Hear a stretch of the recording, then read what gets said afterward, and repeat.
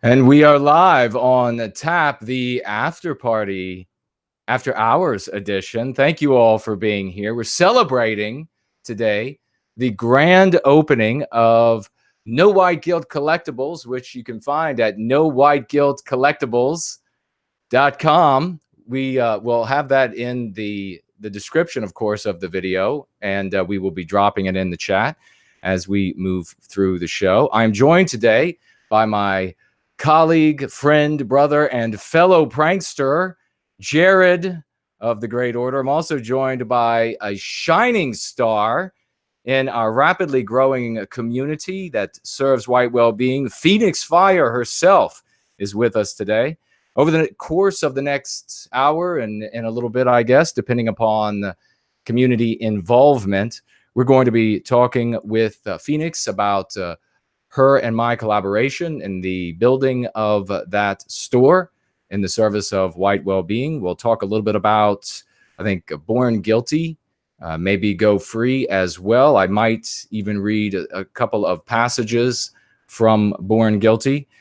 We're also going to talk about our observations of spring, and we would like to solicit some of your observations of spring is now. What's happening in your communities? What things are blooming? What birds are singing? What has returned and what is going?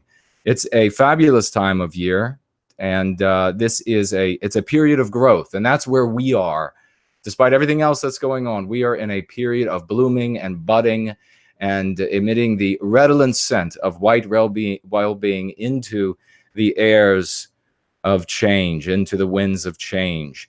And over the course of the night, Jared and I will probably take a question or two or three from anybody who is interested in finding out exactly what happened last night with our little prank and how that came to be. But before we get started on that, I would like to just welcome you all. Let's see, I saw Laurel. Now, Laurel actually shared a stunning picture of a hibiscus plant. I have to, Laurel, where was that picture taken? Is that in your yard? Is that in somewhere in your community? An absolutely beautiful flower, folks. If you have not seen a hibiscus bloom, you should look them up during the stream and perhaps plant some in your yard if you have the room for it. Getting in touch with nature is a beautiful way to awaken the spirit of Western kind that resonates inside all of us. There is something about us and our environment that is unique when compared to the other races of man. So, of course, I see the great Spartan warrior queen with us today.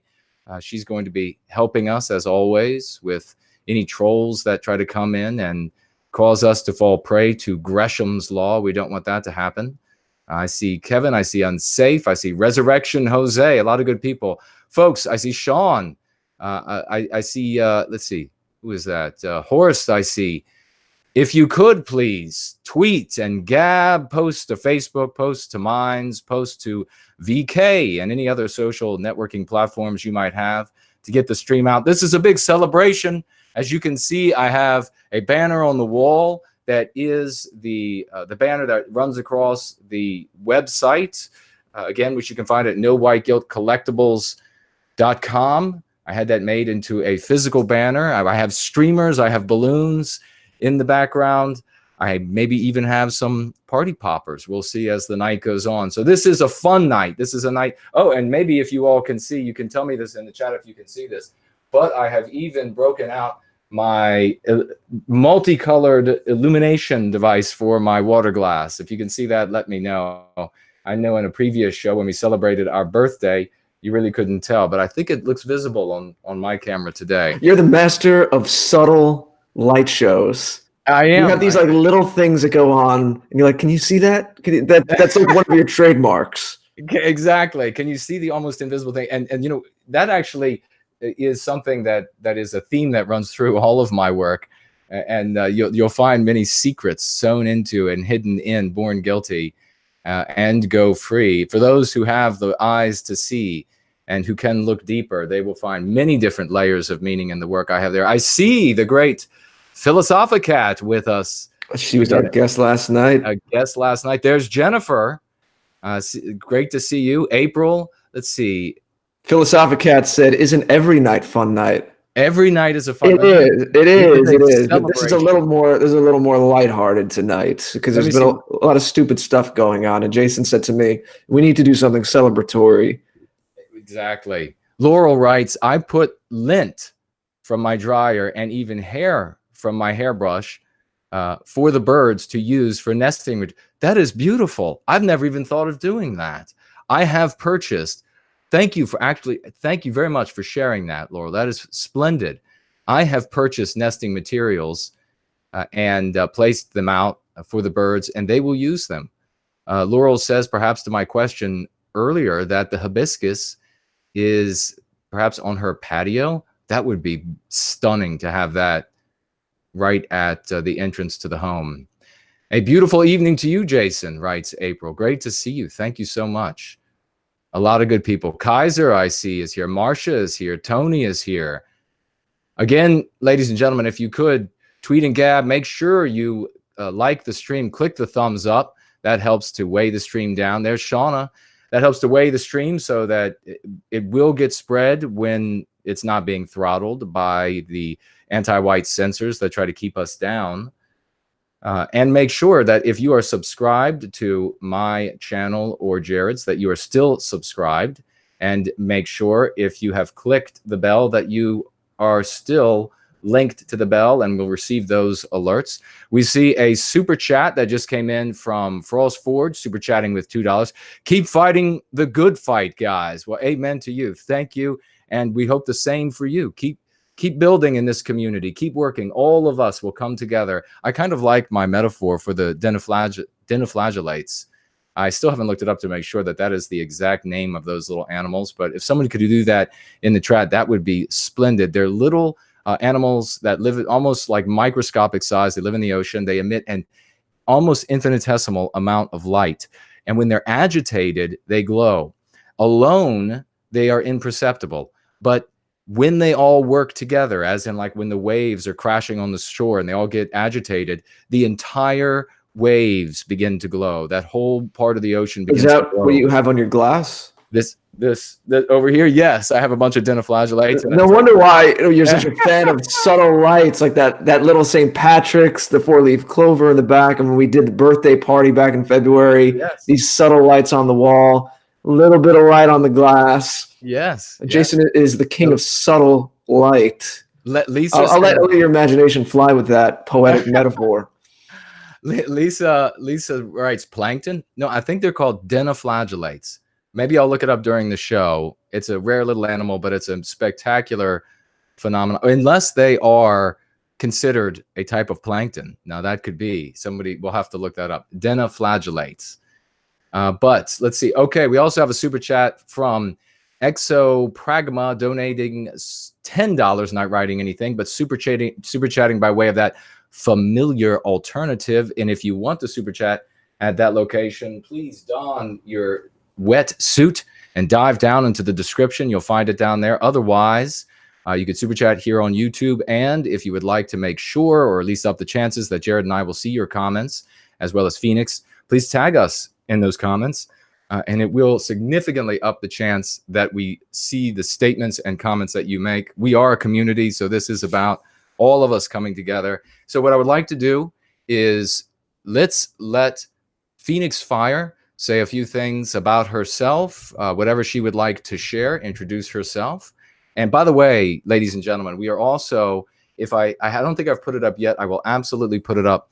Phoenix Fire is the one who made that absolutely soul riveting video where she took some of my verbiage from, I believe it was a Going Free stream, and then put it to some music and added some visuals as well. And it is an absolutely captivating video, very analogous to what Poseidon had done, absolutely magnifying what I had to say, making it 100 times stronger than what I had to share. And that's the kind of thing we have to do. I will take the steps forward that I will take, and you all take the steps forward. We work together, and we can make the oceans shine. So with that, the great Phoenix Fire is with us. Phoenix, what would you like to say about yourself? She is also, really quick, a longtime supporter. She reached out to me a very long time ago and said, how can I help? What can I do for white well-being? This is the right attitude to have. She is an exemplar. She is a paradigm, a paragon of how we should act when it comes to white well-being. We should all be so dedicated. So Phoenix, now that I have just very humbly introduced you, will you please say a few words about yourself and anything else you would like to add? Also, if you could, right here at the beginning, maybe share your links as well, and then we'll get back to them at the end of the show as well. Well, thank you so much for having me. I'm usually down there in the chat with our fam, so it's a little intimidating to be up here with you guys. Thank you so much. They're all up here with us. There's no down there. Well, it's not down and up. We're like, down in that section, and you know what I mean. Yeah. Yes.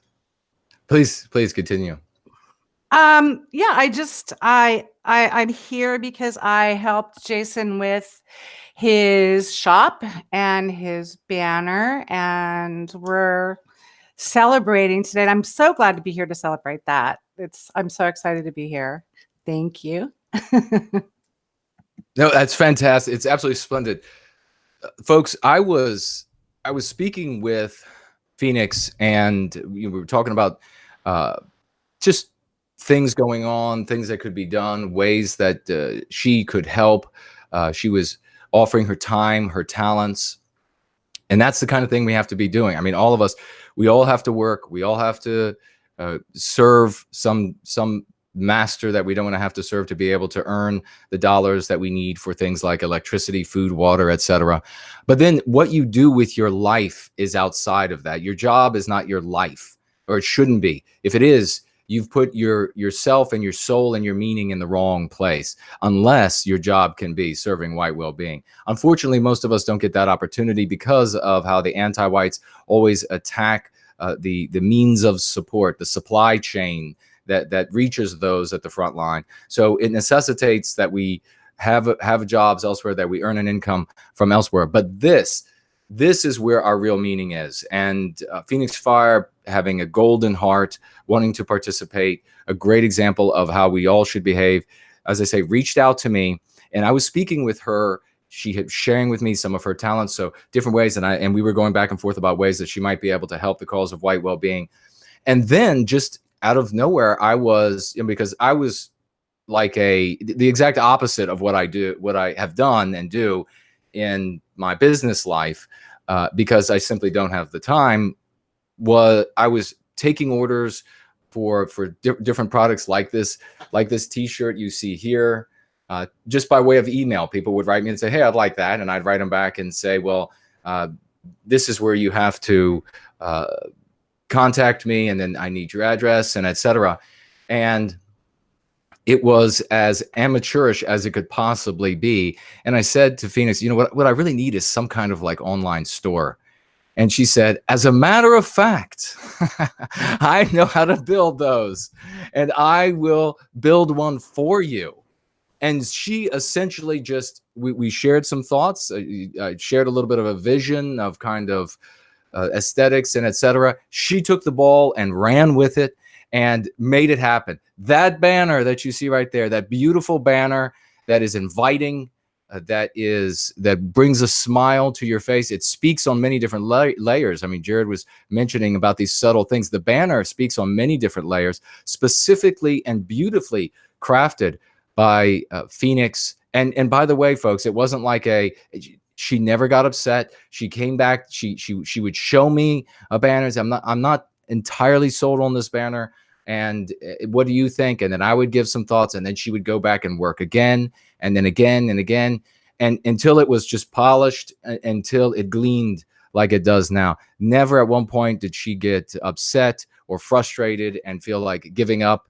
She was always optimistic about making this happen. We ran into some difficulties. We didn't have any real differences of opinion when it came to what the store was supposed to look like. I don't think. I kind of just submitted to her wisdom when it came to what these things should look like, how they should function. Shared a little bit of ideas, but largely this was her creation. And we did have some challenges, some payment processing challenges that took a little bit of finagling. Of course, you're going to have these things. And this is a big lesson to all of us. Something we should be celebrating is that we can win. The anti-whites will put these hurdles and these challenges in your way. They will make things difficult for you. And if you stick with it and you see it as, you know, I used to do these Mensa puzzles many years ago. And I decided one day, you know what, I'm just going to view everything in life as a Mensa puzzle, and I can solve those puzzles. So there's nothing in life I can't solve. And we did it. We made it happen. So it's a glorious thing. I don't know if Phoenix, if you wanted to comment on any of your thoughts specifically on the banner, when you were putting that together, thoughts that you had, reasons why you may have included X, Y, or Z in the banner. That'd be brilliant to hear from you. But wait, really quickly before we do, we have a super chat from Gabe for $7. Thank you very much for that super chat. And writing, this is the most white pilling stream ever. Just finished Go Free. Going to start Born Guilty once I'm done studying for my exams. Brilliant. Thank you very much for being here. You were going to be a fantastic, if you're just in university now and you are going free, you are going free in a community that is growing and going free. You're going to have so many more options, so much more potential to do great things than the rest of us did, who, when we left university and the like, didn't have anything like this, didn't have any dialectics and lexicon that were serving as these curative contagions. We also had Smitty 2000 super chatting with $4.99. Thank you very much for that kind super chat, dear friend. So, Phoenix, any thoughts as you put that beautiful banner together? That, and by the way, ladies and gentlemen, I had to go, of course, to a business to have this printed up. Would any of you have been afraid? It says no white guilt across that banner. You know, all of the non-whites, there are no places of businesses where I could go and just find white people who care about white well-being to print this banner up. You know, I had to go have this printed someplace that was full of non-whites. How many of you are at the point where you would have been okay with that? How many of you are still at the point where you would have been too afraid to do something like that? That's a question you have to ask for yourself, because you have to get to the point where having something like that printed up is not a scary thing for you. This has got to be something you're able to do. So, Phoenix, tell us about your thoughts as you work through this beautiful banner. Well, I really wanted your banner to be a visual representation of your animus, your energy, and your voice. So I wanted to work with you in terms of what you wanted to see. So that's why I had you think about what it was that you wanted before we started on this graphic. And when you came to me with those 3 photographs, I got a really good idea of where you were going. And from there, I wanted it to be the champagne of graphics and not the Bud Light. So I really wanted to make sure that this was going to work for you. And there's little elements in this graphic that have meaning. All of them have, something to say. Like, for example, the roots. Remember when I came to you with the roots? That was my muse. It just hit me over the head and it said, you've got to put the roots down.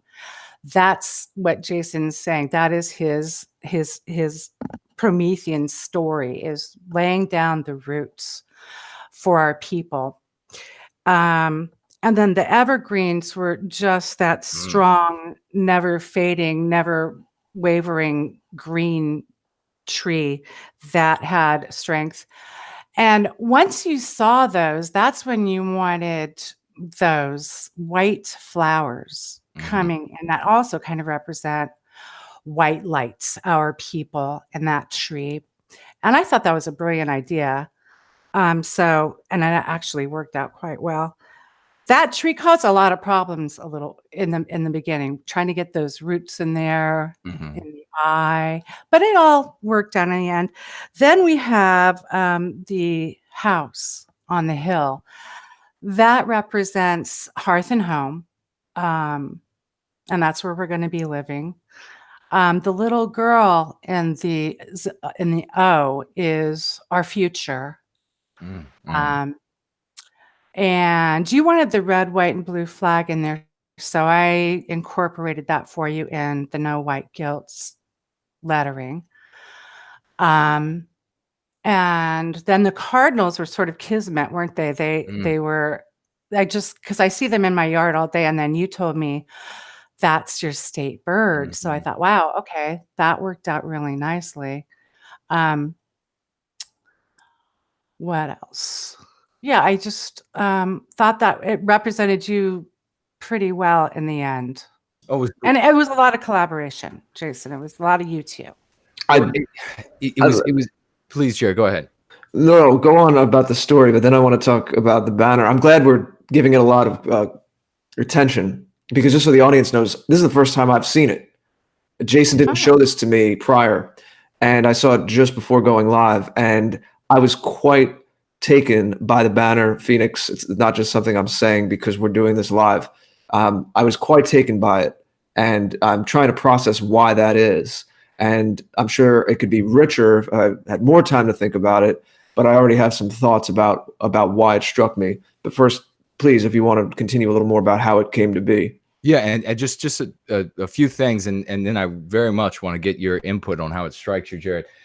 Folks, Phoenix came back to me again and again with this. She would do the roots, for example, and then not like the roots so much. The ideas as they came together, and we were both. This is another great lesson for those of us working in the cause of white well-being, which is very different than the rest of the white positive sphere, because we are the people who are going to have success. We are the ones who are going to recapture our destiny.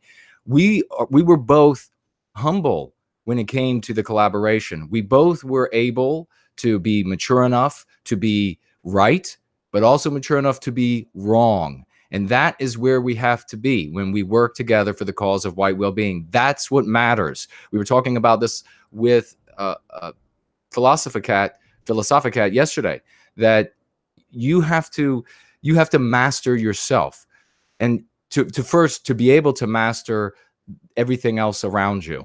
And so that to be able to master yourself, a true form of that, a true expression of that, is to be in a position mentally and emotionally to be able to say, here's my idea. It's just, and normally people, when they have their, you want to bring your idea, and it's like a baby you've brought into the world and it just can't change. And that is the initial feeling. But you have to also be in the position to say, that is not what's most important, because that feeling I'm having, that's just my ego. What's most important is serving that objective of white well-being. And that is how Jared and I work together. That is how Phoenix and I have worked together. As I say, I draw the best people out there to me. So we were able to come together and go back and forth on these things. I had a couple ideas. She had a bunch of ideas. She would then work it over. It would look a certain way. We would talk about it, maybe like this, maybe not like that, and then come back together. The one she mentioned all of these points that have so much meaning in the graphic, in the banner, that is beautiful. But the one that really just hits me, but it's so powerful because it sort of slides under the conscious because of how salient it is, and that is that the tree that is these white flowers or white lights on it is literally growing through no white guilt. It is growing. If you look closely, if you go on the website, it is actually in the midst of the phrase no white guilt. And that says everything, doesn't it? That is where our strength is coming from. We are rejecting this white guilt. We are rejecting the white noir that the anti-whites have inflicted upon us. And instead, we are opting to go free. So, Jared, please, your thoughts on the banner. Actually, while you search for your mute button, Luke super chatted by way of the familiar alternative, $30. Thank you very much, Luke.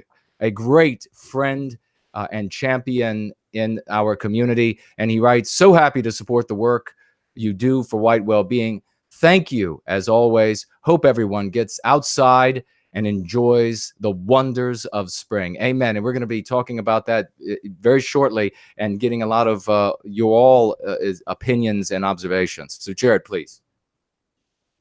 Well, I put the link in the chat, and of course, please go to the description and click on the link to this store if you want to see the graphic large on your browser and check out some of the details. So as I said, I only saw this right before we went live. Jason wanted to get some honest off-the-cuff reactions, and I think that perhaps you should think about using that graphic for some of the actual products that you're doing on the page, like t-shirts or other kinds of things, because obviously we're talking about it as it's a striking graphic. It's, first of all, it's just very crisp. I like that it's done in a way where everything is very sharp, and it's not like there's too much going on, but at the same time there's enough going on so that, as we're doing now, you can kind of pick apart these layers. But as a whole, just because you don't think about these things right away in that first second or two of seeing it, it just all hits you at once. That's the experience we have. And it's clean, it's crisp, the lines are nice, it's just nicely done. But you've already hit on some of the things that I noticed myself. Most pronounced is the tree right in the middle, that center. That's something that means a lot to me. And of course, in our European folklore and the lore of our ancestors, that center, that world tree we were talking, again, I'll mention Cat, Philosophicat, and like you did, we were talking about tradition last night and being grounded in something that's transcendent or true for all time. And the steady spine of the tree reaching from earth to heaven is something that conjures that. And I noticed too, like you said, the roots coming down, that is such a great detail, that there's that bit of the roots under that line where the edge of the wording is, of the typeface is. I think part of what struck me is I like when I sense a harmonization in things. And again, this is off the cuff, so you have to bear with me. Maybe if I had time to sit down and write an essay about it, I would be able to tease this apart a little better.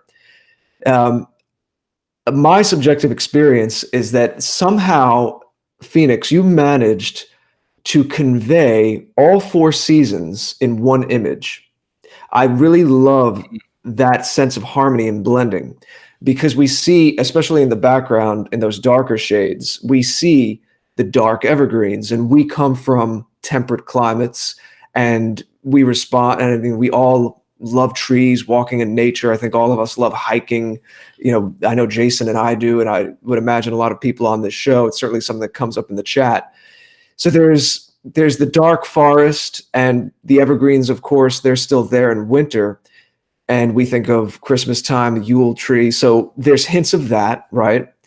But I love the blue in the background. There's a bright light coming about, and there's something spring-like to that. And even as it gets a little lighter as you go further down or by the house, that white, how it looks like there's sunshine illuminating the house, this beautiful home, this old architecture. You could even get these little hints of summer as well.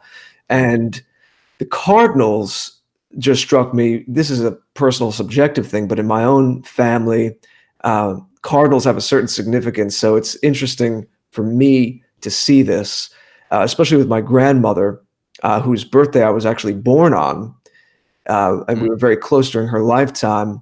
Always loved cardinals. My parents have a little statue of a cardinal on their mantle in their house. And it's something that they put up there. And it's next to some old pictures of family, actually. And we talk about family and my grandmother sometimes, and cardinals. And sometimes I have cousins that see cardinals several times in a day, and it makes them think of my grandmother. So that's just something personal for me, but that's a nice touch. But also the birds chirping, you think of spring, the roots, again, of the tree. There's a little, you can even conjure up a little bit of fall, because there's something just a tiny bit Gothic about the architecture of the house. Mm-hmm. So I even see hints of that kind of creepy Gothic autumn thing going on as well. So I love that mix. I love sweet and savory. I love a harmonization of things, and you're getting a lot in that punch of just looking. And then, of course, you have this this Americana. I like the way that you kind of on the typeface. I don't know what the exact technical terminology would be, but you made it almost look a little aged, like it's like painted over iron or something. You know, I like that there's kind of something aged about the way No White Guilt looks. But then we have the brightness. Look at talking about brightness and sunshine, right? That this beautiful little girl and her beaming smile. It is, yeah, it's something that's very hopeful. I also like the fact that it's very folksy and folkish, but there's not too much to make it heavy-handed. You know, in other contexts, I'm fascinated with old symbols and runes and things like that. But if I think in something like this, Phoenix, if you had incorporated that, maybe it would have been too specific about a certain aspect of European history, or would have maybe had certain associations. So the fact that it's all nature-based and very open, there's something really hopeful about it and fresh. And there's a lot going on, like we're talking about it at length. But there's also enough where you can kind of get your own interpretation out of it, as I'm talking about right now. And that you would have been too hemmed in if you used, like I said, certain symbols that were maybe too specific to one European ethnicity or one strand of our history. So I think it strikes the right note that way. And speaking of what I'm saying, even though, of course, the lettering on the banner is based on the American flag, I also get, and I'm curious if people, especially, I know it's a little late over in Europe, but if we have international listeners, just like Phoenix, just like I feel like you managed to blend some wisps of all four seasons, and we were fascinated with the seasons and the cycles, you also managed to blend something to me that's very Americana, but also European at the same time. Again, we come from temperate climates. A lot of North America's temperate, Europe, a lot of Europe's temperate. So there's the forest, but there's the brightness of the light and that blue, again, that beautiful open blue sky in the background, even hints at some, maybe the Mediterranean skies and waters. So there's something to me about this that also blends the old world and the new world, the colonial societies like the United States, but there's also something ancient and folksy about just the way the whole thing looks. So that's the best I can do off the cuff of why the 5 minutes before we went live, when I saw this, and I'm looking at it and I'm thinking, you know, you had that initial hit of why is this hitting me? Why is this working? And I tried to quickly kind of dig under the layers and figure out why I was having that reaction. But really, really well done. It's a moving image, and I really do encourage you both to consider using that not only for the banner, but maybe for products itself or other branding. It's a really beautiful, powerful image. It brings a lot together. Thank you, Jared. I appreciate that. And you did hit on a lot of points in there. I tend to have Gothic sensibilities, which got in the way in one of the banners that we went back and forth on the house. But I did keep it a Gothic style. And it just sort of was a natural evolution. This graphic was a lot of back and forth, a lot of his muse, my muse coming together, trying to create this beautiful image of his, you know, his voice. And so once it got to a certain point, Jason just said, okay, we're going to stop here. And this is where we're going to put it up. Just put it up on the website. Just do it. You said something there that I have to comment on. This is the second time you've said it about Jason's voice, and something kind of, it sounds like the wisdom of the old trees. There's something very steady in Jason's voice and grounded. As a musician, I'm fascinated with that you actually used the sound and the cadence of Jason's voice. It sounds like this is what you're saying, and please, if you want to speak to it as a bit of your inspiration, as like a strand of the energy that you put into this.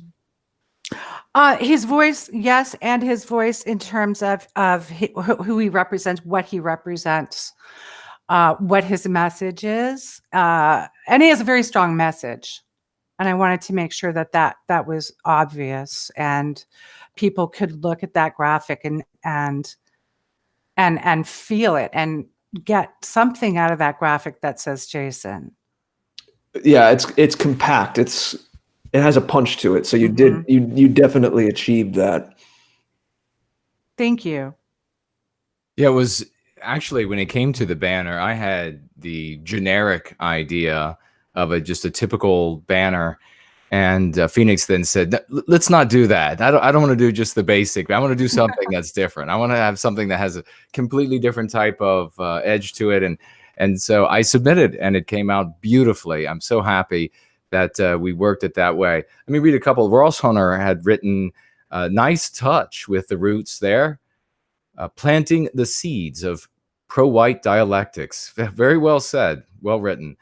CAG, and then a long list of letters, writes, thank you for your hard work on your book. Now take time in your day to relax and read God's book. Thank you very much for the comment. And then we have a super chat by Ursa Major, super chatting with $5. Thank you very much for that. NWG, I very much like your emphasis on the idea of redemption in this movement. Awakening is a journey for all of us. It is indeed. Going free is a process that it takes place every single day. You're never at a point where you have gone free. So that I dislike this this idea, this verbiage of red pilled. You've been red pilled, as though it's over. The process is over now. No, you are infected with ideas that are not going anywhere because they are in your subconscious mind. Just as you will never forget how to ride a bicycle or drive a car or write your name, you're not going to forget these infections that are sown into your subconscious mind. We call them meme pathogens, MPs for short. So it is a constant process of countervailing statements to heal yourself. And you can do that you can begin that process by acquiring Go Free. Now, you can either do that directly through Amazon, and you'll get it for a little cheaper and a little faster, or you can go to NoWhiteGuiltCollectibles.com, and for a donation that is a little bit more and wait a little bit longer, you can get it with my signature in it if you want the signature in it as well. And not supporting Amazon, who's really not our friend. Our friend. People in our community are on it for the convenience of it. We have to use the tools that are here at the time, but I try my best to avoid Amazon when I can. Yeah. Certainly, if you have to use Amazon, though, purchasing one of Jason's books would be the wisest way for you to use Amazon. Well, thank you very much, sir. Well said. Yeah, if you're going to be on Amazon, make sure it's purchasing something that related to white well-being. But in moving forward, I want the entire community, if you have ideas for products, if you have ideas for images or graphics that can be used, all of this with the purpose of serving white well-being, I want you to reach out to me. I want you to go to nowhiteguilt.org and click on contact. Send me an email with your ideas of products, graphics, slogans. We already have a lot of ideas for things like bumper stickers that a good friend of mine gave me the other night during an IRL meeting. We're still doing those, still working toward that organizational entity that will work for the good, that will serve our people in a way that has to be served moving forward. Any ideas like that, please reach out with those. The idea of the store, NoWhiteGuiltCollectibles.com, is clearly not to make anybody rich. The purpose is to serve white well-being. The prices are as low as we can make them. They have to, everything is calculated. The items themselves are calculated into the equation. The items themselves, the shipping to and fro and to and fro. So they are as cheap as they can possibly get. The purpose is to spread white well-being. That means that you in your life are going to say, you know what, I do X, Y, or Z during the course of a day. I am at this place during the course of a day, or at that place during the course of a day. If I had this sort of thing that I could pass out, if I had that sort of thing. So, for example, stickers are available. There's a puzzle that is available of this graphic. But what other graphics would you like to see? What other graphics would say, hit your nephew or your niece, when you could purchase the puzzle to give your nephew or your niece? What would you like to see come together as they put that puzzle together? And then with that moment of completion, that elation that they have finally finished the image, what are they looking at there? A happy white family? Are they looking at the phrase no white guilt? What are they seeing there? You all are intelligent people. I look forward to the bright ideas that you share with me in the coming days. Now, quickly, I'll just say, I'll mention again because I want to get into, we're going through our time rapidly. I want to get into the experiences of spring that we are all having. So what I want to do quickly is I want to mention that just like Go Free, Born Guilty, you can acquire it by way of Amazon. It'll be a little cheaper. It'll arrive a little faster. Certainly if you have Amazon Prime, it's almost overnight. If you would rather wait longer and donate for it instead, get the book for free. And if you would like to have a signature in it, you can just let me know. You can do that by way of nowhiteguiltcollectibles.com. And what I will do for you all just briefly here, and then we are going to get into spring, our observations of spring, as I'm going to read a little bit of just two short sections from Born Guilty that I had just opened the book up, set these index cards in. So I didn't plan any of this, and we'll just see how it comes out. The first section that I'm going to be reading from is from a book called Crucible, which is a true story of my time in junior high school. And that is when I decided to stand up for our people. Of course, the seventh and 8th grade, 11 to 13 years of age, roughly, are the age range of the students at the school. And this is something that you will be reading about. Again, this is a true story.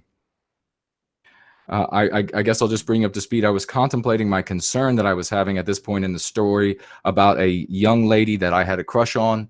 And if she found out that I cared about our people, she would not have anything to do with me anymore as I was walking down a hallway. And I write, Fox God, and that was her name, Fox. I wonder if she's heard anything bad about me, I worriedly asked myself as I moped along. I'm sure she'll never like me if she has.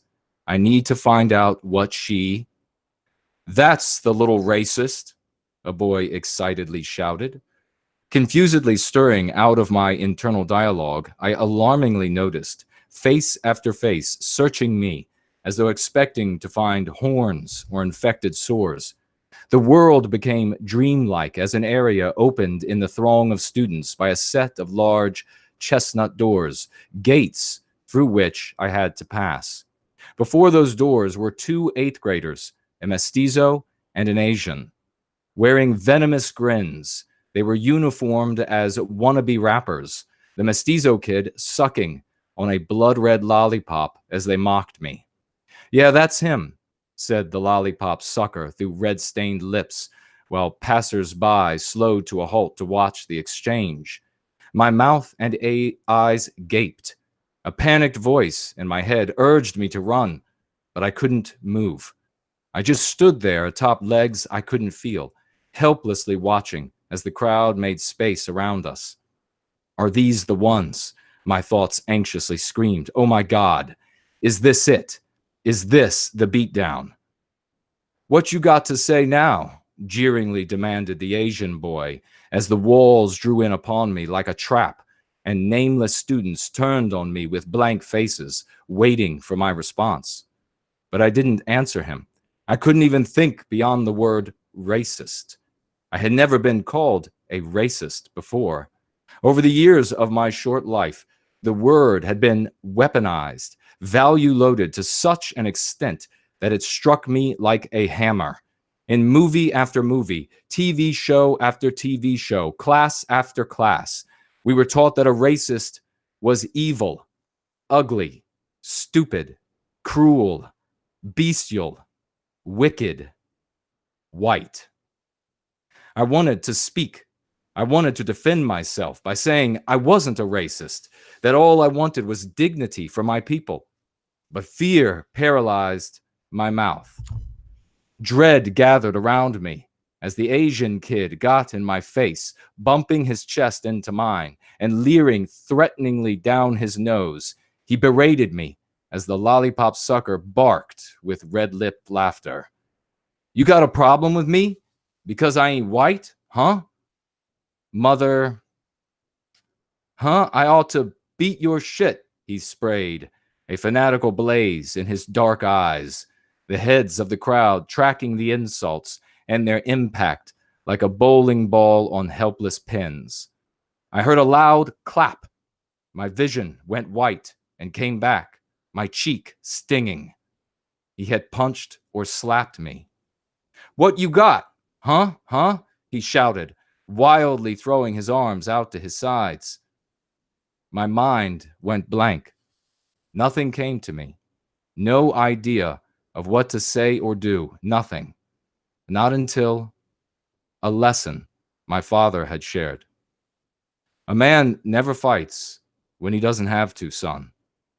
But in this world, you'll come across people who want nothing more than to hurt you and your family. And when you do, you've got to get the jaws. You've got to hurt them first.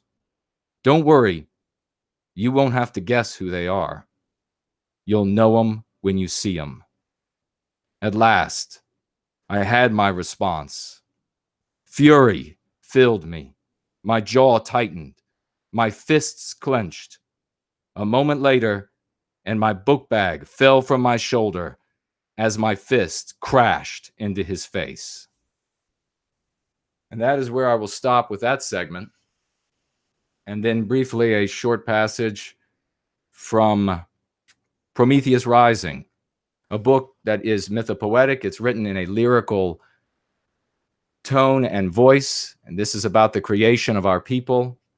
Again, this was just a random segment that I picked to read to you all.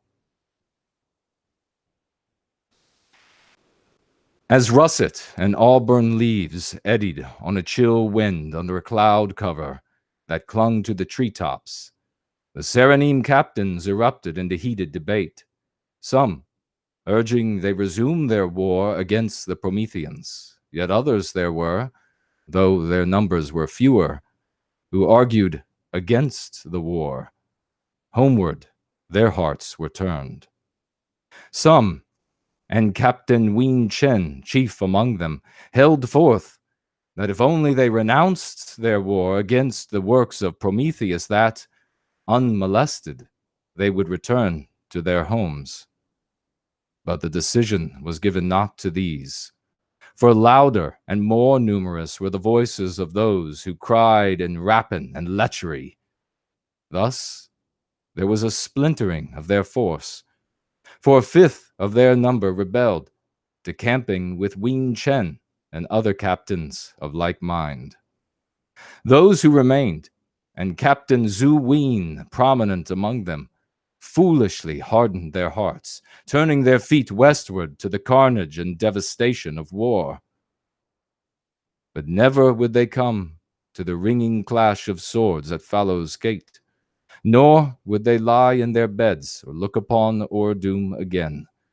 For from the east came hastening their doom as an early winter that wraps the world in ice, binding it under the chilling winds of a merciless embrace. This, long recalled by Prometheans and canticles of similar name, was the last march of the Wilding Kingdom.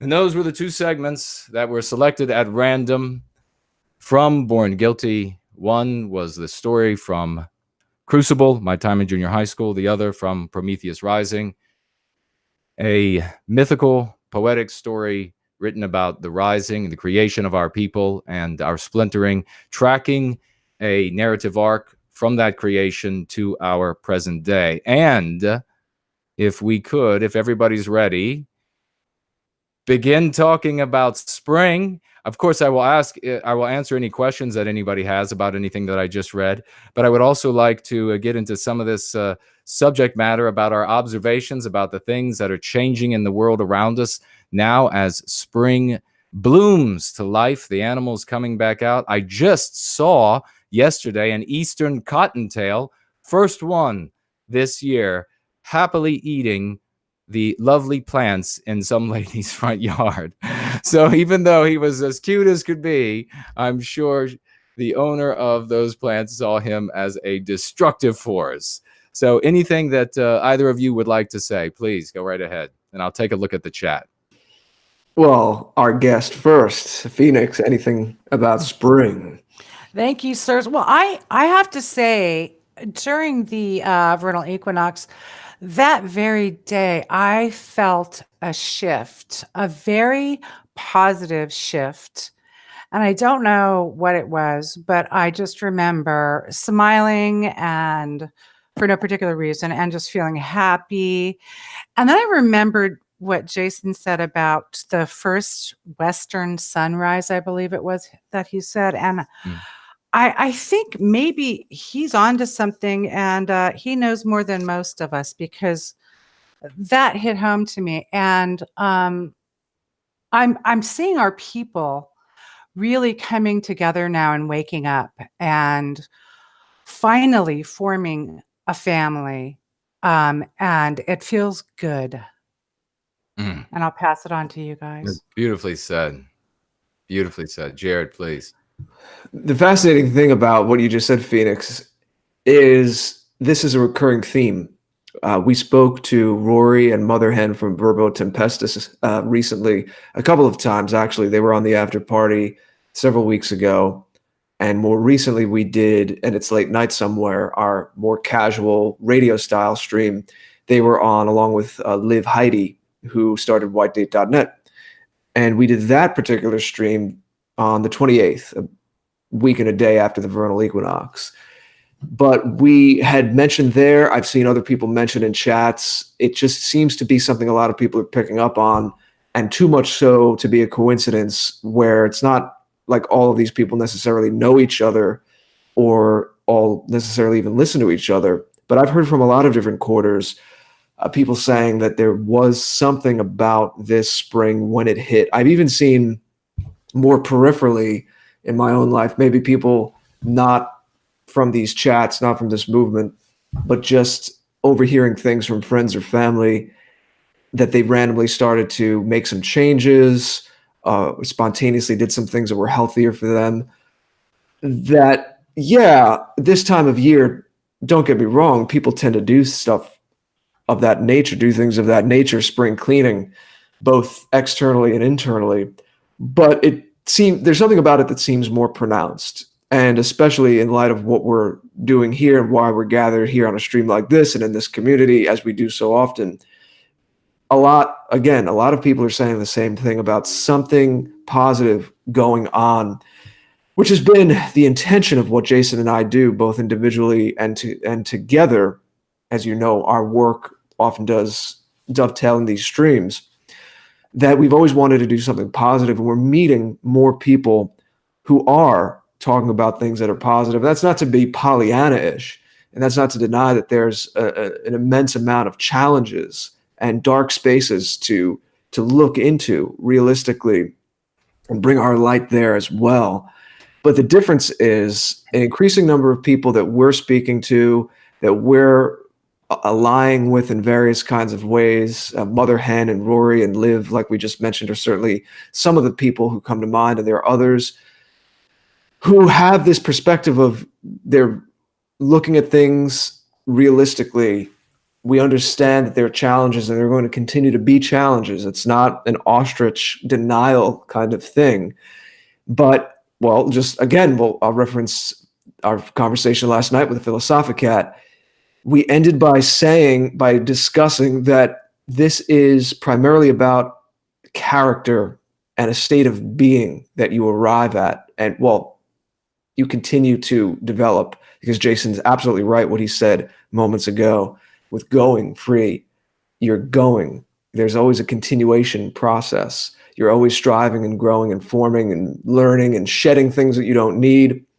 But we've chosen to go on that path. We've chosen to go on that path together.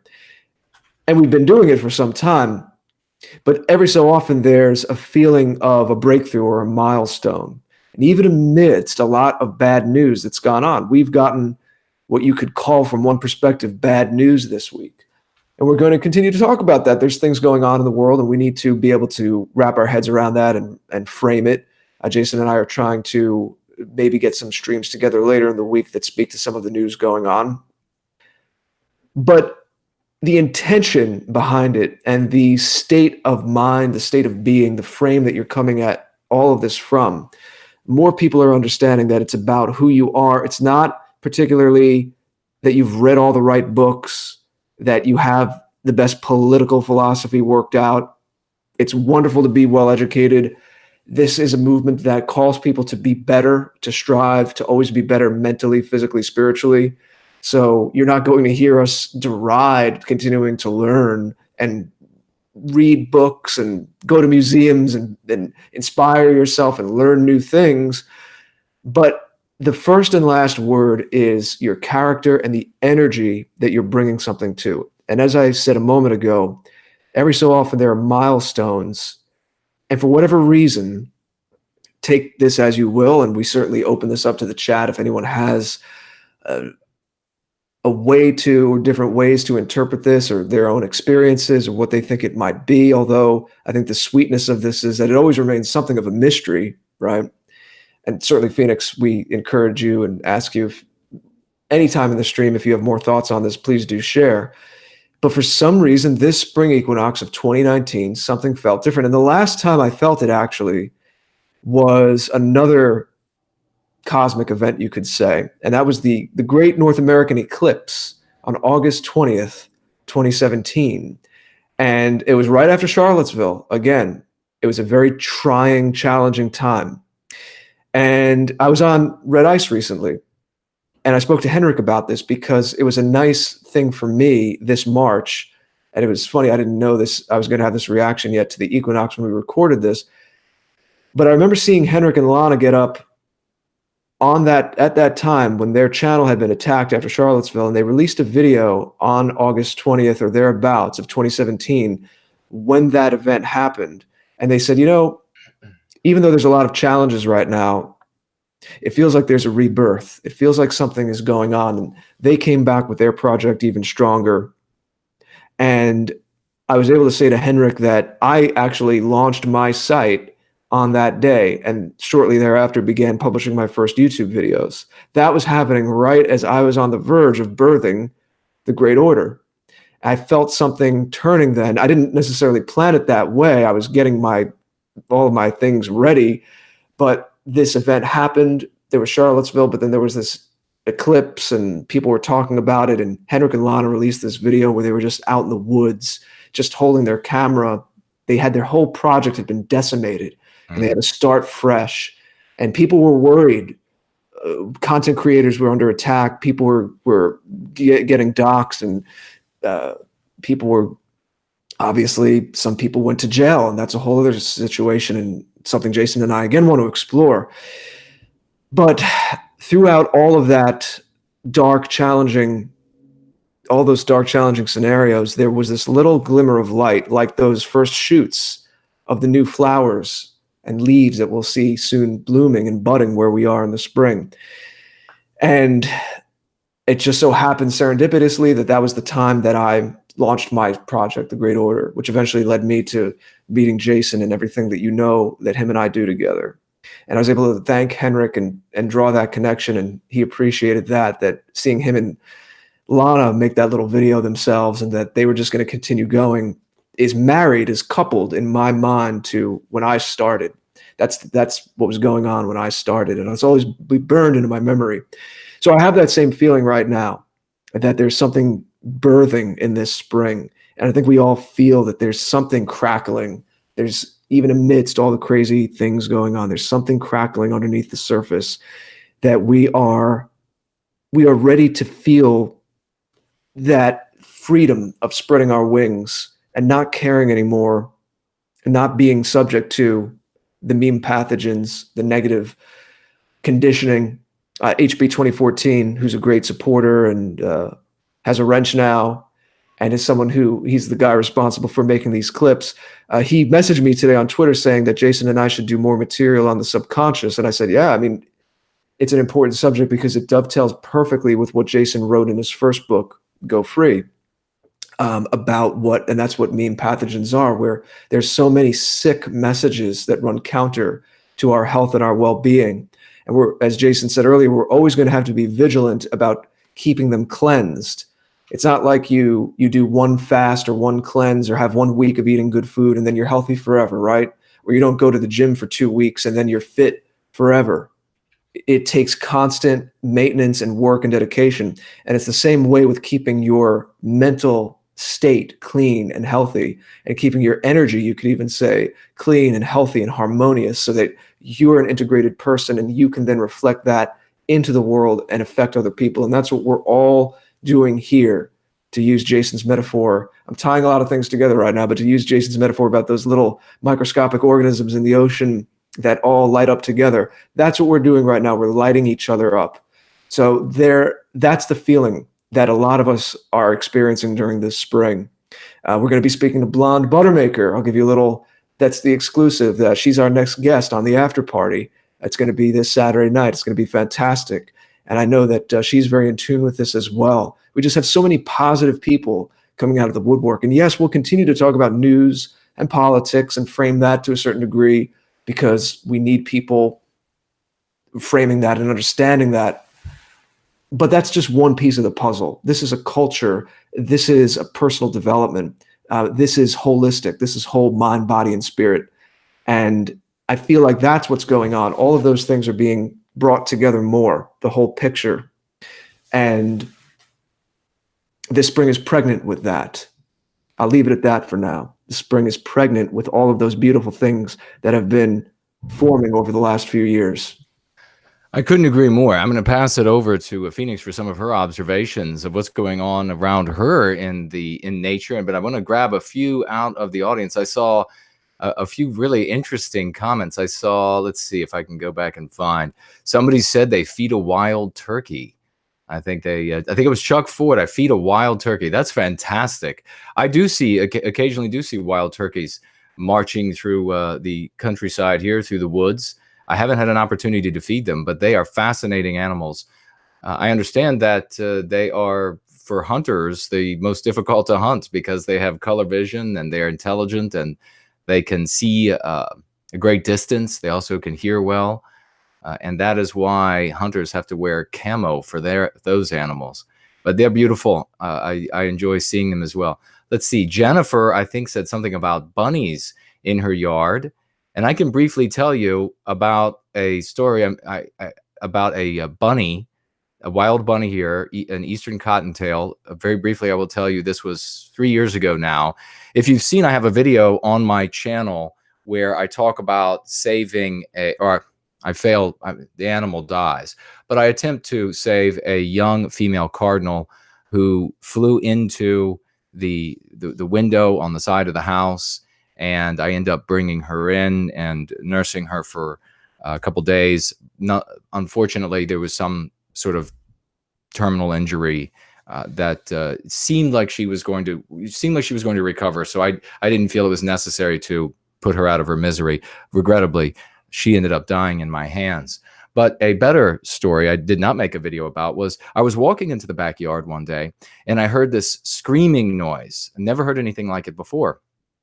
And I saw an eastern cottontail, a full-size adult, run by, and I wondered, did that animal just make that noise because I was walking close to it? Never heard a rabbit make that kind of a noise. A moment later, I saw 2 crows fly by, and then I walk a little further into the backyard, and then the crows are back again, and this time I see that one of the crows is carrying what's called a kit, a baby rabbit, in its beak. And the thing let out another scream. And I presume it was the baby, this kit, that let out the scream. Well, it's nature taking its course, right? It's just, but something happened. I don't know what happened inside of me. Something happened, and I instantly felt the need to save the baby bunny from being eaten by the crows. And so I took off running, if you can believe this. Just no thinking. I took off running after the crows, and I had to jump the first fence, which is one of these like stockade fences. So I cleared that. Then there was a chain link fence a little further. I had to clear that. And then I was off into a parking lot. Now the crow, even though it was, it's a large animal, the the baby bunny was still heavy enough that it really couldn't get very much altitude. It was maybe 7 feet off the ground, and it was having to flap its wings really hard. And they're smart animals. Crows are very smart. I just had one yesterday in my bird bath outside, and monstrous in size. Some of these fish crows, but come by to get a drink. They will regularly come by and put old food into the water to soften it up to be able to eat it. Very intelligent animals. Anyhow, the crow was looking at me and I was just realizing I wasn't going to give up. I was going to continue chasing the crow as long as it had the baby bunny. So finally, the crow landed on an island in this lot with grass and dropped the baby bunny off and flew away. And just by chance, this baby rabbit ran directly toward me, as though it knew that I was coming to save it. Of course, that would be impossible, but as though it knew I was coming to rescue it. And I reached right down, not thinking about all of the things that you should think about when you're going to be touching a wild animal, like fleas and rabies and what other kinds of things, zoonotic diseases it might have that it could pass to me. And I scoop it up off of the ground, and it cuddled right into my palm. It was just the smallest little guy that you can imagine. And he had a scratch above his eye that was bloody, but not severe, where the crow had initially grabbed him. And he stayed in my hands, very calm, as I walked all the way back. And I went to roughly where I thought his nest was, and I put him down, and he scampered away. Obviously, he was in shock as well, but he scampered away and lived. And then a month or so, not even that long, maybe 2 weeks later, he was out and about again with a perfect scar through his fur running over his left eye, and he was munching away at all of the landlord's plants. So that was the repayment that I had for saving that little guy. I think he sensed that you were doing something to help him. I think they sense more than we can really know. That may well be the case. But he certainly did run straight toward me, and it certainly appeared. If that had been on video, it would have had 100 million views. Looks like Jennifer planted some spinach. That sounds delicious. We have all kinds of folks. I want to hear from you now. We're gonna hear from Phoenix. I want to hear from you all. Are you guys growing gardens? I saw someone with beets and carrots. Who was that? I apologize. Is that White Punch? Let me go up and see if I could find it. While you look for that, Guerrero super chatting by way of the familiar alternative with $5. Thank you very much. Writes, just got born guilty today. Can't wait to get into it after the stream. Well, thank you very much for that. Please reach out to me by way of my website if you have any questions or comments. And remember, in Born Guilty, there is a unique device. It is not an error. When you come to it, reflect upon the context and follow the alphabet. Those are the hints for that riddle. Luke writes, wonderful. Perhaps that was to my story about rescuing the baby bunny. I'm sure it was a comical sight as well to see a grown man hurdling fences, chasing after a crow carrying a baby rabbit to save it. Crows are cool as well. Crows are very cool. Crows and ravens I'm fascinated by. I think it was White Punch. He said he's going to be growing lettuce soon as well. A couple of years ago, I helped my dad. We grew a lot: lettuce, broccoli, kale, cabbages, green beans, all kinds of things. We have, I was able to find, it is dinoflagellates are the names of those animals. That's a type of algae. And I posted that in the chat for anybody who would like to look that up. It's a truly remarkable spectacle. And you will understand the metaphor when I use it more clearly, when you see how they literally cause the ocean to glow blue. It is a magnificent sight. Ryan Manley writing, I'm always here, brother. Thank you, sir. Good to see you. Thank you, Ryan. Very good to see you. High Speed Drifter writes, YouTube unsubbed me from your channel. They're playing dirty. Again, folks, please tweet this, gab this, Facebook Minds, VK, and make sure you're still subbed, and make sure that if you have clicked the bell that it is still in that condition, because they will undermine you. Somebody likes feeling Lucky likes Lana.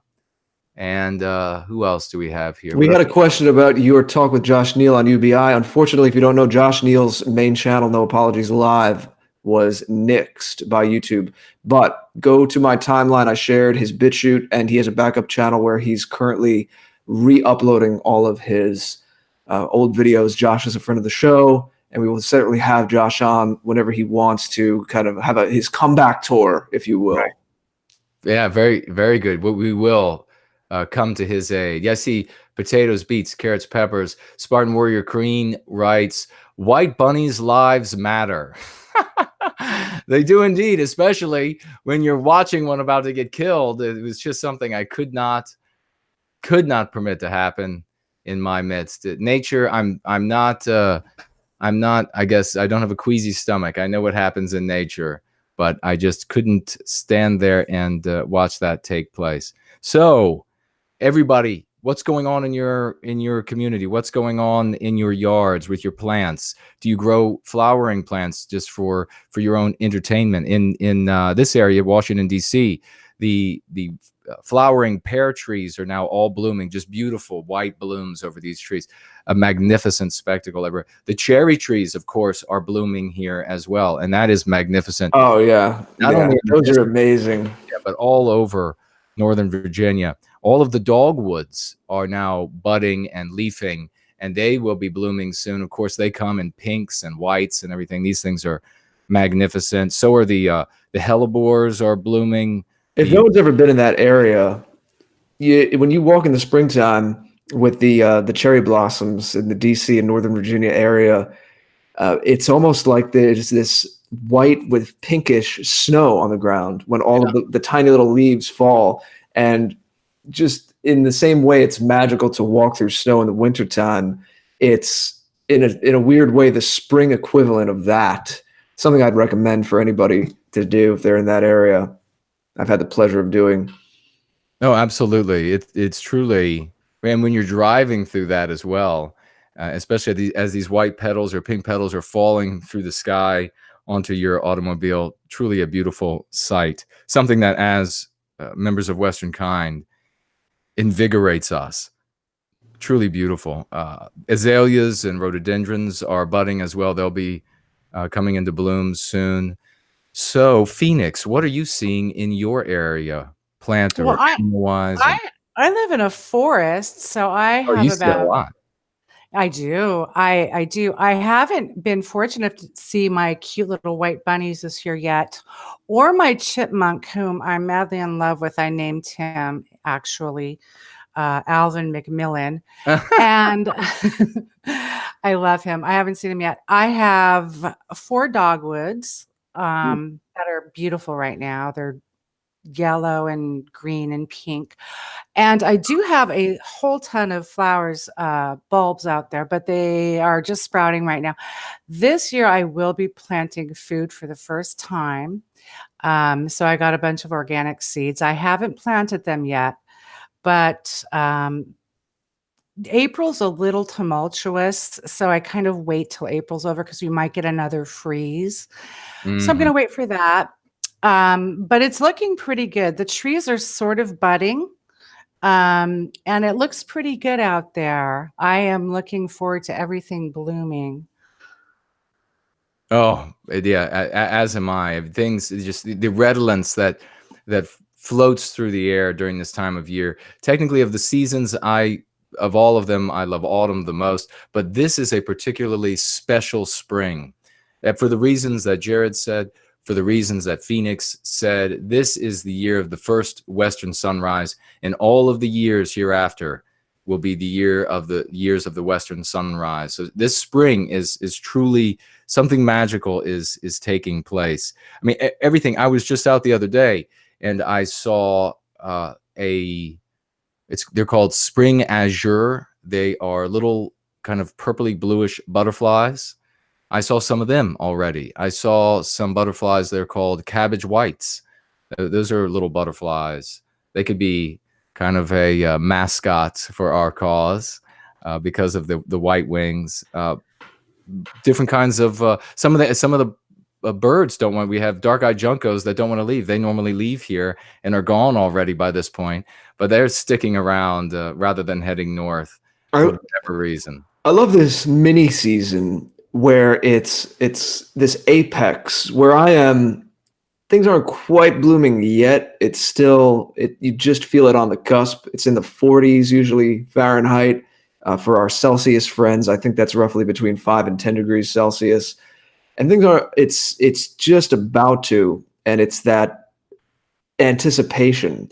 And just like there's this few weeks of very late summer and early fall, and sometimes you have those days where the leaves are changing and they're red and yellow and brown, but there's a day with the warm sunshine, and it's this liminal time, this crossover between summer and fall.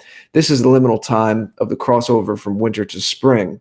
And that's what I meant when I said it's kind of a mini season within the season, this little, before that pop of spring, there's that anticipation. I'm just trying to take it slowly, take it every day, because unfortunately, I know a lot of the parts of the country, and I don't know what the cause of this is.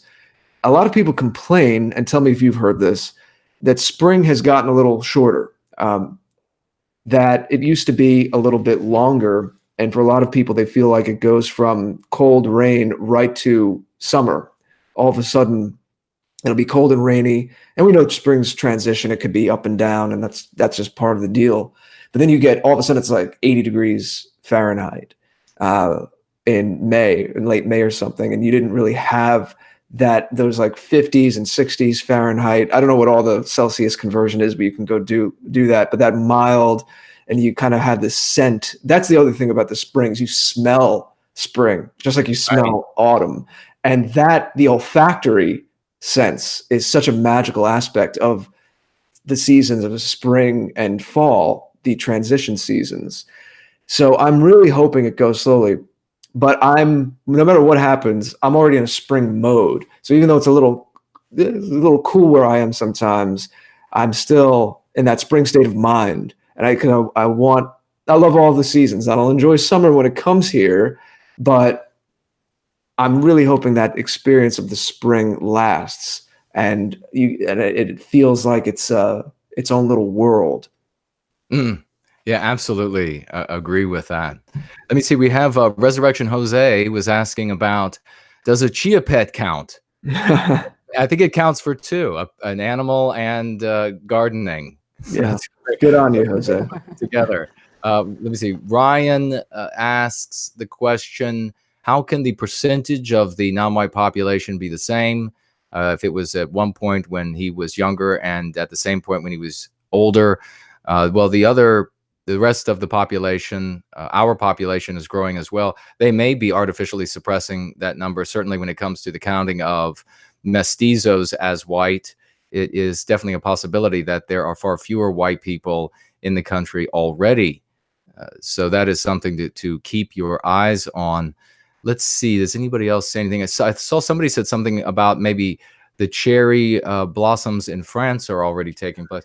And I received this. Yes, yeah, someone did say that. I received this lovely card from a wow. The cardinal again. The cardinal shows up again. And he writes, his name is Gary. And he wrote, first day of spring 2019, great lesson and instruction on the stream. You're like a great composer and musician all at once. Thank you, Jason.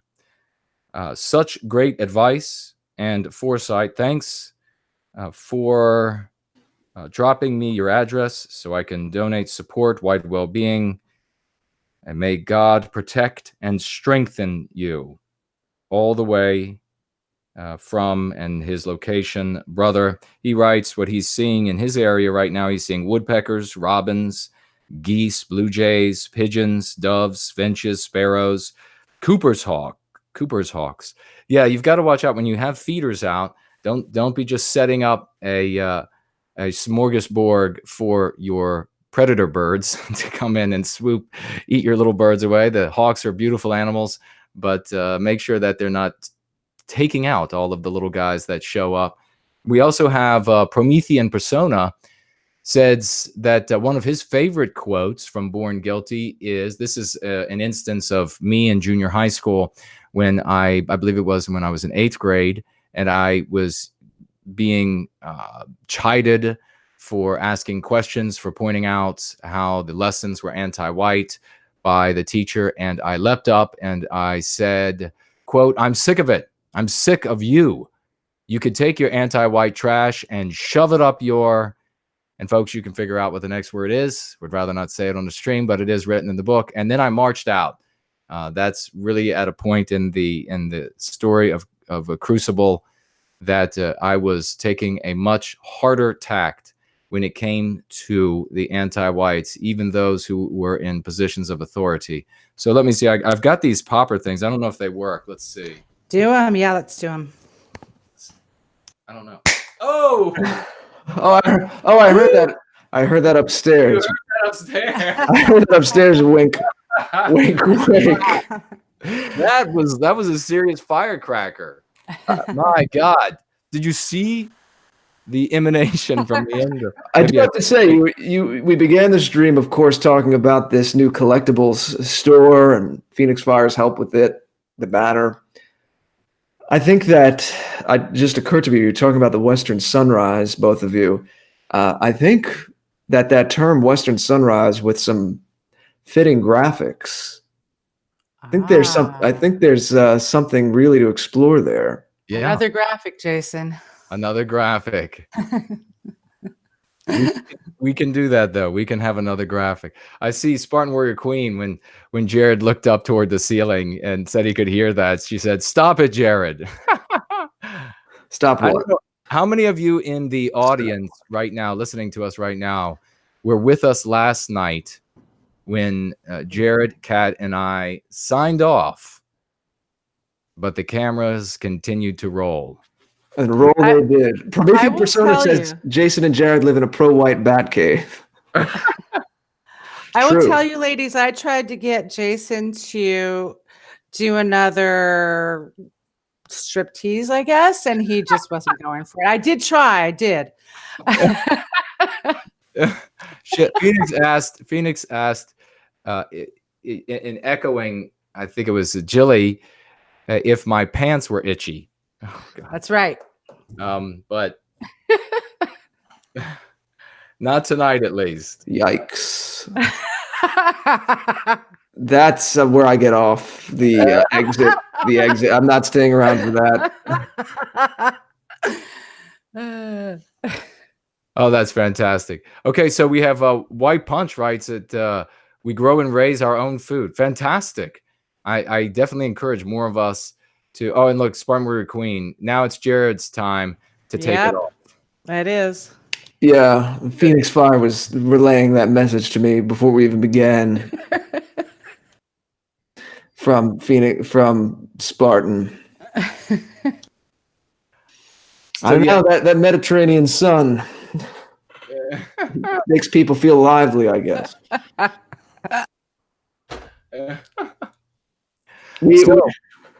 We can't cheapen this. That was a special April Fool's thing, everybody. Yes. Is anybody that was here? Was anybody here right now?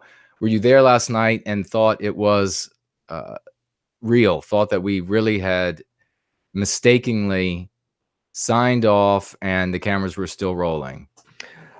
Oh yeah, I mean, I don't know who's here, but we definitely, Jason and I, had a rich time looking back over the chat and personal messages, and there were certainly people who thought it was real at first, like, no, stop, this is how people get doxxed. Oh my God, what did they say? And then you saw the different personalities. Someone said, well, if they really are men of high character, they won't say anything that's going to be damaging to them. And like, it was great. The audience stayed right there. And I didn't find as we talked about, sometimes this happens, it disappears on the Hangout screen even when you hover over where it's supposed to be. I didn't find the unmute for my little mic icon. Or I actually didn't realize it had muted me. We actually spoke to Kat for a minute before she signed off, and I don't remember hitting mute. I don't know. Maybe I did by accident, or maybe it was a YouTube glitch. But I'm talking to Jason, And I thought at the first 20 seconds or so, I thought he was ignoring me. And I thought that this was part of the improv. We had a little outline, but a lot of what you saw was improv, it was just spontaneous. But that first 20 or 30 seconds, or maybe even more, I'm like, Jason, and I think the audience can hear me. So I'm playing with the audience and acting, saying some things and acting like, oh, maybe Jason muted me on his end or something, and I'm trying to cover for it. But the thing is, the fact that there was silence for that first half minute or so, it actually, in retrospect, when we watch it back, it's made it seem even more authentic, because it's not like we launched into some shtick right away. Right. It was literally just this boring thing of Jason was just sitting there reading something or looking at his other computer monitor on the side. And thank God people didn't start signing off. We kept the same amount of viewers. And then we just went into our outline of how we wanted to do this increasing narrative where we live in the same area, like, oh, we're going to go get coffee. And then we live in the same building. He's upstairs. And then we went to school together, because I talk about he was never a good juggler, even in school, and something about a 5th grade play. And then eventually mom and dad, like, we're brothers. And we still have people who are like, wait, they're brothers? Like, I'm still seeing some of this today. So I was convinced. I have to say, it was, you were. So tell us the behind the scenes, Phoenix, of what you were thinking. You know what? I kept saying, oh my gosh, you guys, don't say the wrong thing. Don't. It's really freaking out. I was cringing over here, wondering if you guys were going to say just anything wrong. And it was quite when we first thought of the idea, it was Jason who came to me and said, we have to do a prank. So Jason launched the idea, and then we came up with some of the details together. A while ago, like a month and a half ago, we were just sitting on this for a long time. There's a lot of anticipation on our end.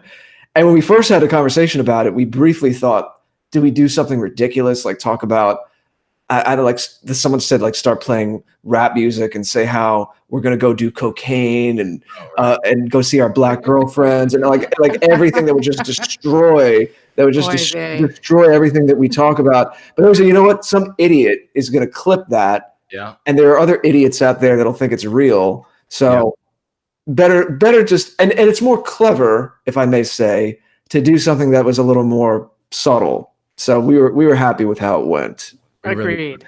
The Glay writes, oh, that was a joke? That's fantastic. Yeah, it ended up being a lot of fun. We little bit of self-deprecating humor. And I still have someone saying Jared's talking about tea and self-hypnosis. Well, you know, I'm a little philosophical and creative, so I thought it would be believable. It'd be somewhat believable. I was kind of like riffing on making fun of myself that I'd be reading this self-hypnosis book and just nonchalantly reading parts of it to Jason, and he's like, oh yeah, it's interesting. Yeah, magnetic force can come out of your house.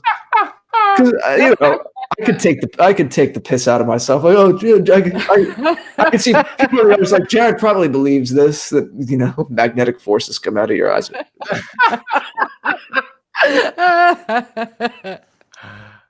Yeah, that's what you'll find here, folks. We'll do a little bit of everything. Let me see. Michael says Jared gave it away. How did he do that? When? Yeah, I don't know. Wow. Let's see. I could have done better at hiding my smirk. You know, I've performed a little bit in my life, and I've done it before. It was too much. I didn't catch it. I thought it was very convincing. Someone's asking, I think Pia Chantre was the one in France that has the cherry blossoms, and is a little off topic, asking me what's behind me, the black book. I guess it's blue. I guess it looks black on your screen. That is a beautiful edition of Grimm's fairy tales. Mm. We have another Ryan Manley, off topic. He writing says, no white guilt, the word minority is an anti-white slur toward us, brother, to hold us down. Exact. Never refer to non-whites as minorities ever. That word is part of anti-white white oppression. So we never use their verbiage. It is important that we only use the verbiage that empowers us and that undermines their anti-white narrative. They want you using minority because they want non-whites to be viewed in a vulnerable state relative to us, when in fact the reverse, infinitely reverse, is the truth. Spartan Warrior Queen writes, Jason was juggling 3 balls. And you know, the really sad thing was about the juggling. I didn't realize it until Jared and I watched it back through. But most of the time I was juggling, Jared was the one making sounds. So the camera was on Jared. And I wasn't even seeing that little box down in the bottom of the screen had disappeared. So it was just Jared on the screen. I'm sitting here juggling away like an imbecile, thinking that people can see me juggling. We should have thought through this better. We should have run it through OBS and had it a split screen. But right. That would have been good. That would have been better. But yeah, I mean, people did see Jason juggling. So Thagley said that was legitimately impressive. I don't know if you're talking about our improv, but if you were, then thank you. There were some things that we didn't plan at all, like the whole I'm going to hypnotize people so they don't see the stains on my jacket. Right, I love that. And so I'm throwing these things out there, hoping they're not going to make Jason laugh. And we both said after we could not make eye contact with each other. We couldn't look at each other. I could. In fact, at one point, I had to bite my tongue because I almost busted out laughing at the things we were saying. Let me see. Andre said, I was very nervous for you. Yes. And then Zandra fan, Jared is not into self-hypnosis? ? And a laugh. You know what? I can't say I'm not. Some of the stuff I was reading from that book was a little out there. But I don't know. I can't say I'm not. I guess there's something to it. So yeah, it's something believable. It's a Jared thing, right? You could see me reading that book. Phoenix, when did you catch on that? I didn't catch on until this until right now. Until right now. You were with us till the end. That's good. Well, I had to I had to catch it in rewind today. Prometheus had posted a still of Jason half naked, and I said, what happened last night that I missed? And so I had to go rewatch it. So I didn't catch, she didn't say anything else about it, so I had to go rewatch it and see what happened, and I didn't catch on until the very end. Well, that makes me happy, I have to say. Yeah. You should see the messages that we got. Guys, you're live. Stop. The camera's on. My phone was blowing up. I still have people writing me saying, like I was talking about, hypnosis can stop allergies, and people writing me saying, if you have bad allergies, you should do this and that. Fortunately, I'll have to tell the people writing, maybe they didn't see the whole thing, because you could tell from the chat sometimes, like early on, there were some people who figured it out. They're like, guys, they're trolling you. It's an April Fool's. But then people would come in and obviously they didn't see those messages earlier. And they're like, what's happening? Oh my God. Wait, are they brothers? Yeah. What? Yeah, I didn't catch it at all. I thought, I thought that these guys just met recently in the past couple of years, and then you were talking about being brothers, and I thought, have they been lying all this time? So I really didn't catch it. Well, sometimes people work together. Sometimes people in the cause are more connected than you realize, and they don't let on at first. True. Like, think about Henrik and Lana. We didn't know that they were a couple until sometime. And I think that was wise of them, of course. So so maybe people could have believed that Jason and I are old friends or even family. It's certainly viable. Promethean Persona said, great order. Have you considered a stream on masculine style? You both dress quite well and your beard type is on point. Well, thank you for that. Maybe we will. Let's see.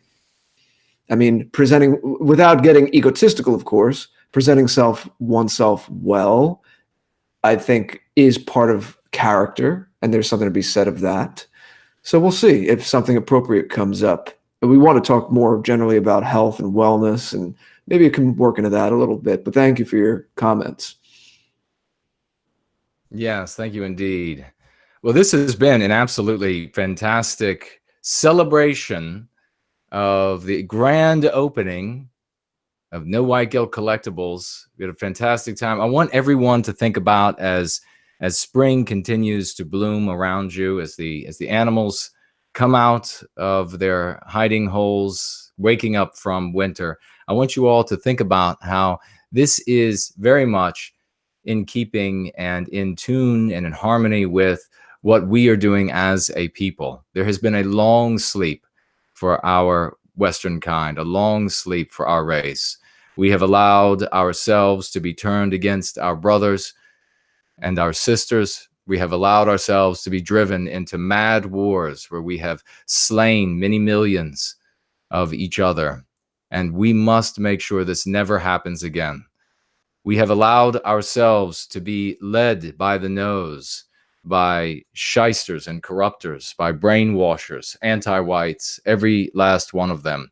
And we've bought their lies, regrettably, again and again, about our brothers and sisters abroad, and we have slain them as a consequence. Now is the time to look past our subtle differences and look past the different hues of Western civilization that we create, the different languages, the different styles of dress, the different histories, and even those ancient rivalries over this line here in the sand or the line there in the sand meant so much so long ago when we ignorantly looked at superficialities as significant dividing lines that we drew between our families, whether they were German and English or French or Italian, Scandinavian, no matter what they were. We are a single people with a great biospirit that glows within all of our hearts. Every German has a France inside of him. Every Virginian has a Canada inside of him. Every Swede has an Italy inside of him. We are a single people, a single tribe, and we are going to have to come together again as a single people to recapture our destiny. And only through the recapturing of that destiny and the viewing of ourselves as a single people will we find safety for ourselves, our families, our loved ones, and friends. That is the message of this spring, as this year will be the first Western sunrise and everyone hereafter. And so I'd like to get a final thoughts from my guest and colleague.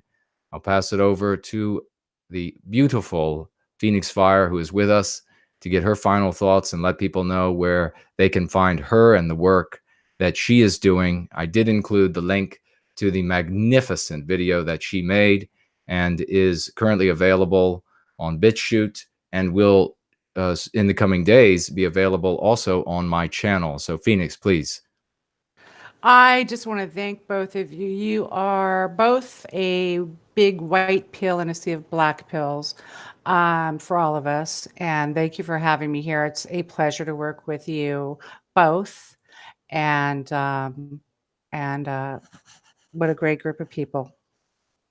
Thank you. Is there a quick question? Is there any significance to the icon, your avatar? No, I'm not sure where that came from. My avatar is something completely different. So that kind of popped out. I don't know. Maybe Jason knows where that came from. No, I'm afraid I don't. Don't know. Maybe it's something from your video, your visual setup on your computer. Yeah, it might be just like a default thing. But at any rate, Phoenix, thank you for everything that you've done, all of the work that you've done for Jason, volunteering to help him with that project and that beautiful banner. It was great to speak to you. You know, we've seen you in the chat for a long time, and it was great to have you on and be part of this.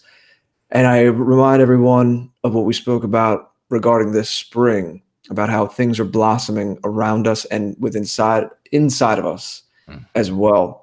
And Jason just said something very beautiful about the connections that bind all of us and bond all of us. And that's something that becomes more apparent as we continue to re-engage with our history and re-engage with our old tales, and we see the common points. That's something very important that I want to continue to do, and I encourage others to do as well. So happy spring, and this is a celebration, and good luck, Jason, on that collectibles store, and hopefully there'll be a lot more soon. I have submitted some of my ideas, my initial ideas about some new products that you can put on that store. So we'll see what's going on. And I don't know if we mentioned this, Jason. We wanted to work this in, so I'm glad I'm remembering. Jason and I, you may remember, you may have seen me share a little video still a couple of weeks ago saying that Jason and I are working on something about spring. It was a picture of me outside, and I actually just retweeted it. So if you go to my Twitter @thegreatorderis, and you go down a couple of tweets on my timeline, I retweeted it, that still image from a video. But Jason and I will soon be releasing something that we collaborated on where we're both speaking outside. It's a very different style of video than you've ever seen from either of us. And it's something called Spring Incantation. It's something that goes perfectly with everything we've spoken about tonight. So please do keep a lookout for that. Other than that, my site is thegreatorder.com. So please go engage with me there. Everything that I do goes through there. All the ways to contact me. My YouTube channel is here, of course, as well. And as mentioned, on tap Saturday night, we'll be welcoming the Blonde Buttermaker scheduled right now, unless anything changes, at 7:30 Eastern. So that's going to be great. And it's going to continue, again, that all the themes that we've been speaking about here tonight, if you've enjoyed this tonight, and the energy is going to continue then. Jason and I may do streams between now and then, so please do, of course, keep tabs on our YouTube and our social media and everything else. And we will see you all soon. Jason, please take us out. I will indeed. Thank you very much. And thank you for remembering that, good brother. Everyone, we love you all. The community is growing. Exciting things are happening. And I will let you all in on one little secret.